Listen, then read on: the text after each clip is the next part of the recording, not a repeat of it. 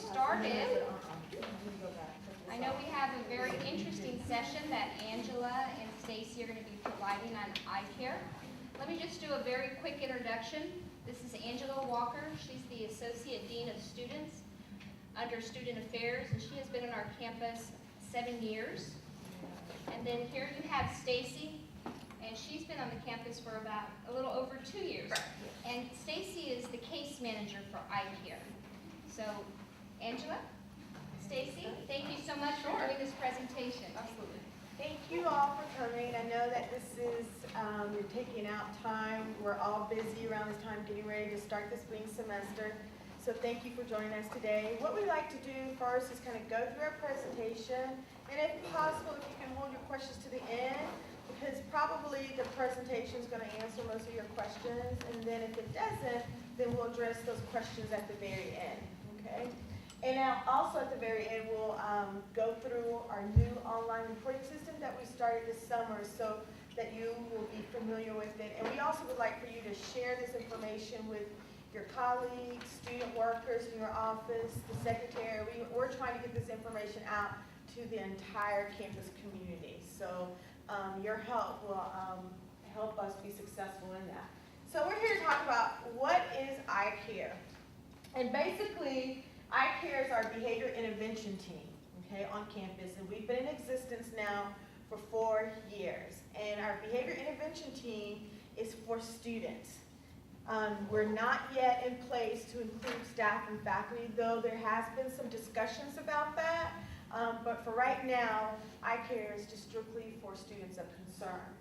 And why we have iCare is basically, it's an early intervention. It's a way for us to, if we can get the student of concern in early and intervene, then in most cases when we get them in early, we have a greater success rate.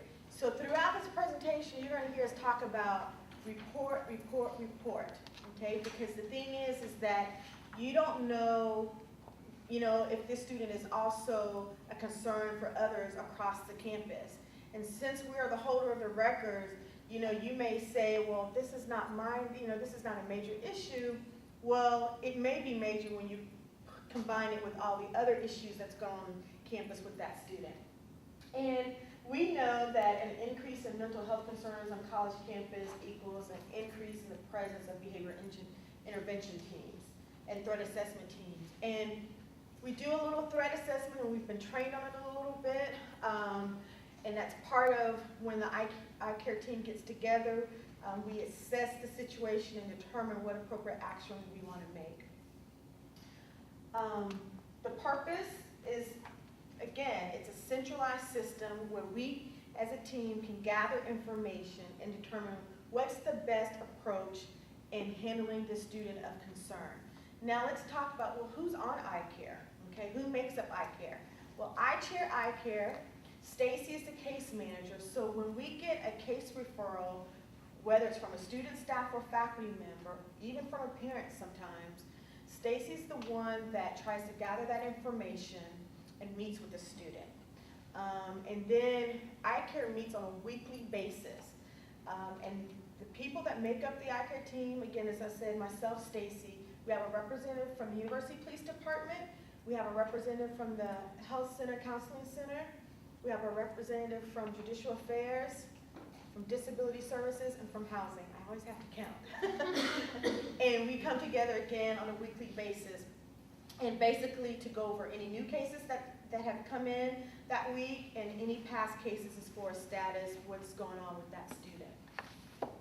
And basically to coordinate efforts as far as making sure we get that student that comes in connected to the campus resource, such as the health center, counseling center. Sometimes that may even be off-campus resources. It may be that the health center, counseling center may not be able to assist the students because it's beyond what they can do, so we try to connect them off campus, and especially if those students who don't have insurance, try to help find a place that would be more financially accommodating for them to afford. Okay, one of the things that's very important to the the mission of iCare is ensuring that the campus community is able to recognize these students of concern or these behaviors of concern that we see in students. And this is a tool that we use here in iCare, and it's called the D-Scale. And the D-Scale was actually created by NVIDIA, which is the National Behavior Intervention Team Association. We do have a membership with them, so we're able to utilize them and get a whole bunch of great resources from that organization. And this scale was created to help teams like iCare assess these mental health risks that we may see on campuses.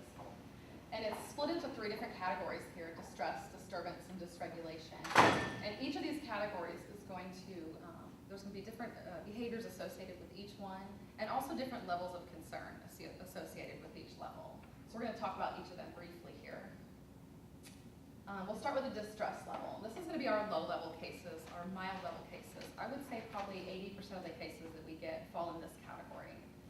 And this is going to be your student that's showing some sort of sign that they're emotionally troubled. Maybe they're showing signs of depression, or maybe they're telling you or another student that they're, feeling depressed, they're not sleeping, they're not eating well. Showing signs of anxiety. Sometimes we see this in class, maybe test anxiety or something of that nature. Maybe they've had a family emergency or an unexpected death in the family, and they're having a difficult time coping with it, and therefore they're experiencing these symptoms. Freshman students, a lot of time, I know you guys have seen that, this is their first time away from home, and they're just having a difficult time adjusting to, to college life. It's a lot different from high school for them. Generally, they're going to show these symptoms if A, either there's some sort of stressor in their life that they're not dealing with well, or B, there's a traumatic event that's happened that, once again, they're not coping with well. And the thing that distinguishes this category from the other 2 is, generally speaking, these behaviors or these symptoms which brought them to your attention in the first place are going to subside or maybe even go away altogether once that stressor is removed from their lives or once that traumatic event is addressed. And that may be through counseling, it may be through another coping mechanism, whatever works for that student. Now, right above the distress level is our disturbance level. And the behaviors that fall in this category are going to elicit more of a concern for us than the students that fall within the distressed category. At this point, this is our student. Now they're becoming behaviorally disruptive. Maybe they're acting in a manner that others are describing as bizarre or odd, their mannerisms. Others might view this person as harmful or threatening at this point. They could be using illegal substances or engaging in some sort of substance abuse or substance misuse, which, maybe that's why they're acting in this manner. Maybe that's why they're having these symptoms. Generally, the disturbed student is going to show some sort of unusual emotional response to a situation. And that could be shifting between moods rapidly. It could be, showing some sort of extreme irritability in a situation.